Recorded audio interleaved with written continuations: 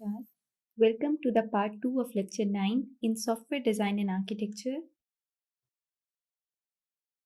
In the previous part, we have gone through what the shared data architectures are, and in this part 2, we will discuss the central repository architecture under the category of shared data software architectures.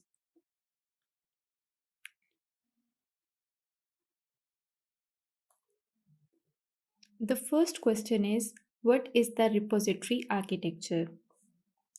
As you can see in your slides that the repository architecture style is a data-centered architecture that supports user interaction for data processing.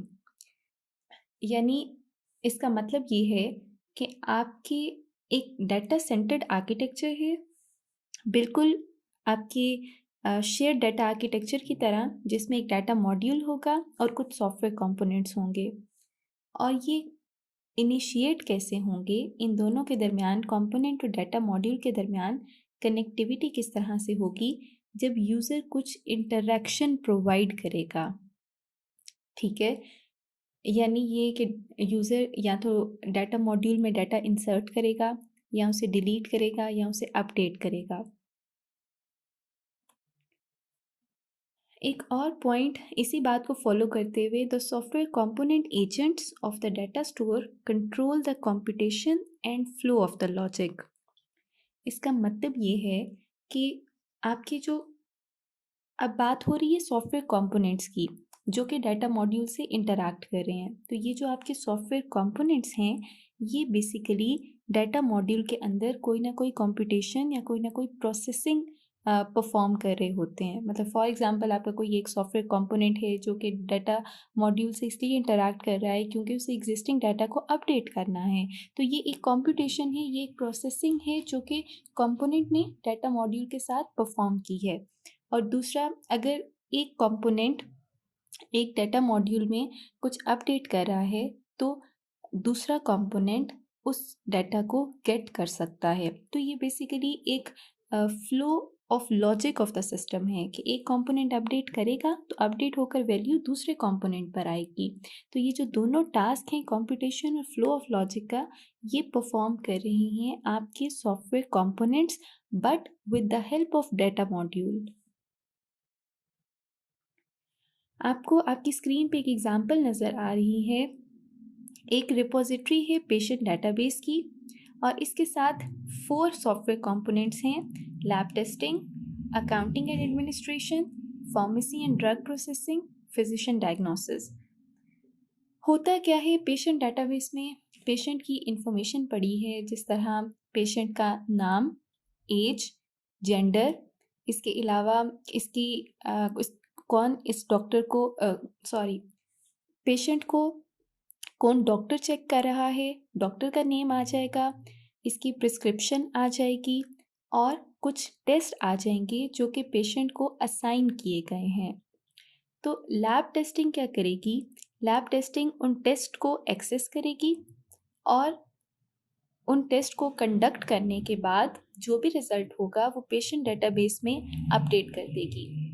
जैसे ही lab testing का result patient database में enter होगा, तो physician जो है वो उसकी जो भी पेशेंट की डिजीज़ होगी उसको डायग्नोस करेगा।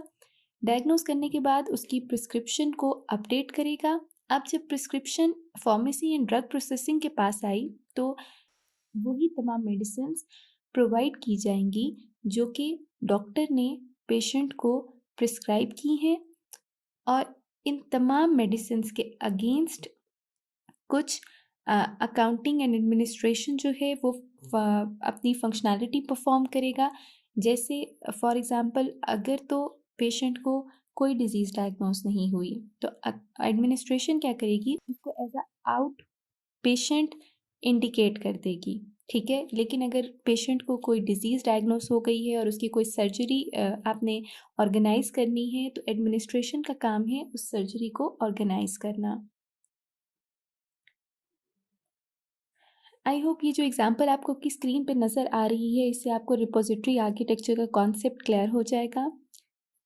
अब स्लाइड में लिखा है all data in a system is managed in a central repository. जैसे कि हम देख रहे हैं कि पेशेंट का सारा डाटा पेशेंट डाटाबेस में पड़ा है, that is accessible to all system components, और इस डाटाबेस को तमाम कंपोनेंट्स एक्सेस कर सकते हैं। इस डाटाबेस को फिजिशियन डायग्नोसिस भी एक्सेस कर सकता है, लैब टेस्टिंग भी एक्सेस करती है, लैब टेस्टिंग भी एक्सेस कर सकती है, अकाउंटिंग और फार्मेसी ये दोनों कंपोनेंट्स भी पेशेंट डेटाबेस को एक्सेस कर सकते हैं।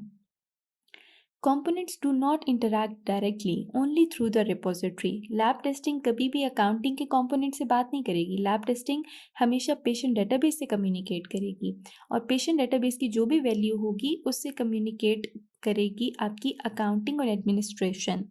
ये बात मैं आपको ऑलरेडी बता चुकी हूँ कि जितने भी शेयर्ड आर्किटेक्चर्स हैं उनमें कंपोनेंट एक दूसरे से बात नहीं करते। कंपोनेंट ने जब कम्युनिकेट करना है तो उन्होंने शेयर्ड जो आपका आर्किटेक्चर है या जो आपकी सेंट्रल रिपोजिटरी है हमेशा उससे कनेक्ट करना है।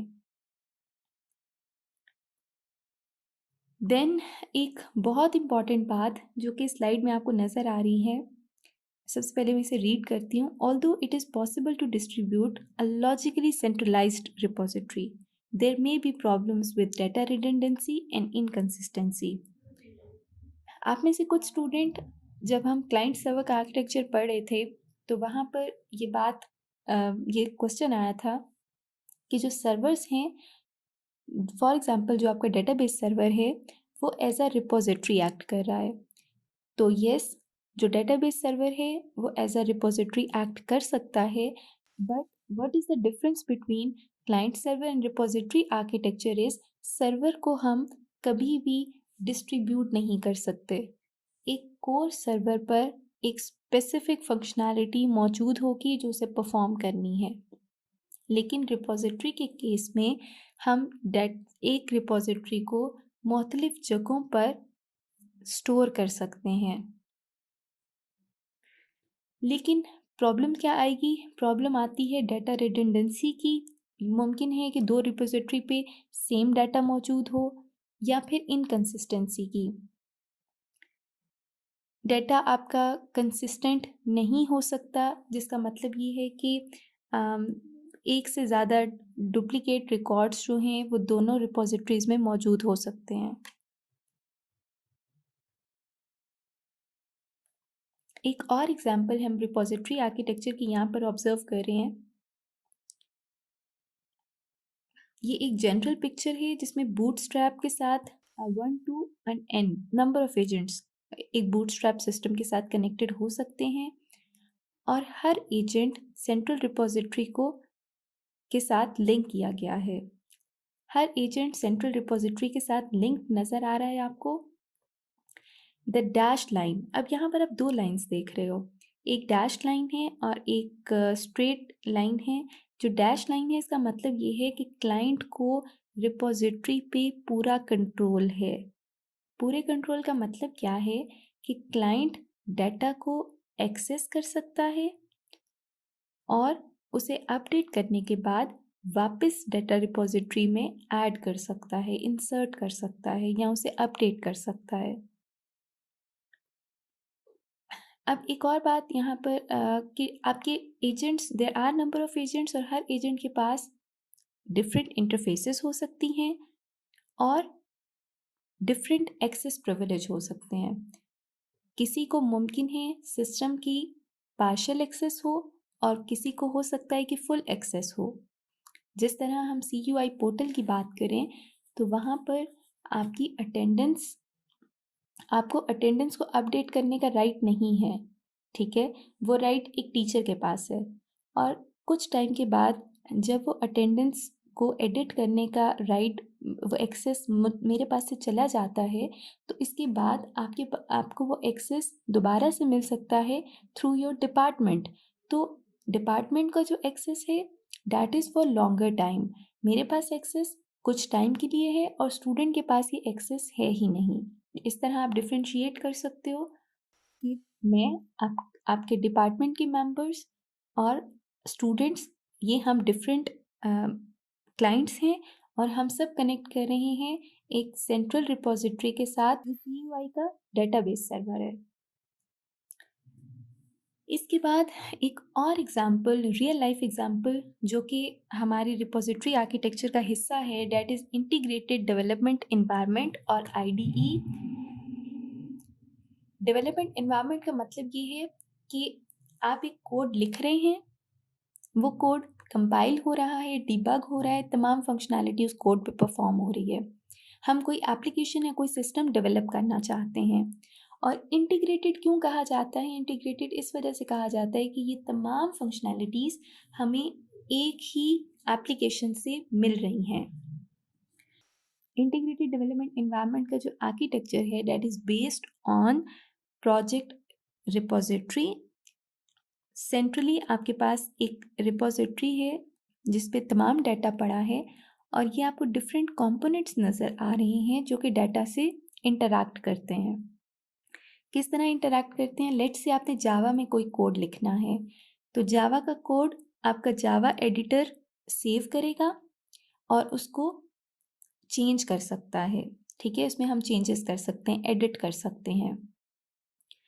उसके बाद अगर हमने जावा में एक कोड लिखा है, तो यूएमएल एडिटर क्या करेगा कि उस कोड के अगेंस्ट हमारे पास एक क्लास डायग्राम जनरेट करके दे देता है। ठीक है, और कोड जनरेटर का काम है कि आप वो कोड जनरेट करना जो कि आपकी मशीन पर रन करेगा। देन आपके पास कुछ और कंपोनेंट्स भी हैं, डिज़ाइन ट्रांसलेटर, डिज़ाइन एनालाइज़र और रिपोर्ट जनरेटर, जो कि असाइंड एक्टिविटीज़ परफॉर्म करेंगे। तो ये जो इंटीग्रेटेड डेवलपमेंट एनवायरनमेंट की एग्जांपल है, जितनी भी आईडीईज मौजूद हैं, ये बेसिकली किस आर्किटेक्चर स्टाइल पे डेवलप की जाती हैं? ये रिपोजिटरी आर्किटेक्चर स्टाइल पे डेवलप की जाती हैं। अब हम ये देखेंगे कि किन डोमेन्स पर रिपोजिटरी आर्किटेक्चर को अप्लाई किया जा सकता है। तो वो तमाम सिस्टम्स जो कि लार्ज हैं, कॉम्प्लेक्स हैं और उसके साथ मुख्तलिफ क्लाइंट्स इंटरैक्ट करते हैं, इसको हम रिपोजिटरी आर्किटेक्चर स्टाइल से डिज़ाइन कर सकते हैं। और एक और पॉइंट, वो तमाम सिस्टम्स जिनकी डाटा ट्रांजैक्शंस को ड्राइव करने के लिए हमें कंट्रोल फ्लो चाहिए कंप्यूटेशन का, इस तरह के तमाम सिस्टम्स आपके रिपोजिटरी आर्किटेक्चर स्टाइल से डिज़ाइन किए जा सकते हैं।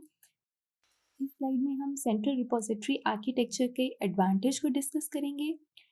जैसा कि आप स्लाइड पे देख सकते हो, यहाँ लिखा है कंपोनेंट्स कैन बी इंडिपेंडेंट। आपके जितने भी सॉफ्टवेयर कंपोनेंट्स हैं, ये डाटा मॉडल पे डिपेंड कर रहे हैं, लेकिन एक दूसरे पे डिपेंड नहीं कर रहे। एक दूसरे पे डिपेंड ना करने के फ़ायदे क्या होंगे कि आप इन कंपोनेंट्स को रीयूज़ कर सकते हो, आप इन कंपोनेंट्स को मॉडिफाई कर सकते हैं। ठीक है, आप नए कंपोनेंट्स को ऐड कर सकते हो या एग्जिस्टिंग कंपोनेंट्स को निकाल सकते हो अपने सिस्टम से अगर आपको उनकी ज़रूरत नहीं है। Now it's time to discuss few disadvantages associated with the shared data architecture, or one of the architecture we are studying, that is repository architecture. Basically इसमें होता क्या है कि क्लाइंट्स, नंबर ऑफ क्लाइंट्स तो बहुत ज़्यादा हैं, लेकिन रिपोजिटरी सिर्फ एक है।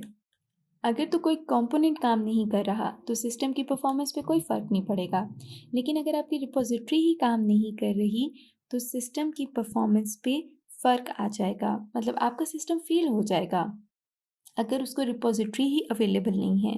तो इस पूरे सिस्टम की जो डिपेंडेंस है, जो सिंगल पॉइंट ऑफ फेलियर है, वो रिपोजिटरी है।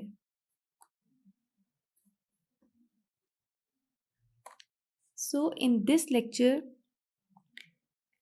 we have studied about the central repository architecture, कि ये किन दो कंपोनेंट से मिलकर बना है। एक डाटा मॉड्यूल कंपोनेंट है और दूसरा कंपोनेंट है इसका सॉफ्टवेयर कंपोनेंट्स।